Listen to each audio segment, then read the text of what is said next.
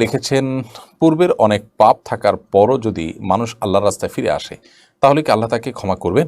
আল্লাহর সন্তুষ্টির জন্য কি করা যেতে পারে দয়া করে বলবেন বোন সাইমা আক্তার।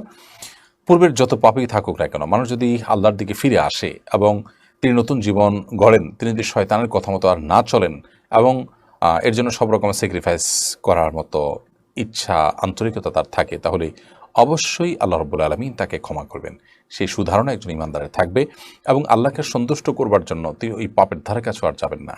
ওই পাপের কর্মের কারণে তিনি নিজের প্রতি নিজে ভৎসনা করবেন, লজ্জিত হবেন, অনুতাপ তার মধ্যে থাকবে। সেই সাথে তিনি ওই পাপের বিপরীতে ভালো কাজ, আবার অনেক বেশি বেশি ভালো কাজগুলো করতে থাকবেন, নফল, তারপরে যে আপনার ফরজ ওয়াজিব তো আছেই, সেই সাথে সাদাকা, নফল ইবাদত, এগুলো অনেক বেশি পরিমাণে তিনি করতে থাকবেন এবং দোয়া আল্লাহ তাআলা কাছে করবেন, আগের গুনাহের জন্য ক্ষমা চাইতে থাকবেন ইনশাআল্লাহ বিদিনিল্লাহ।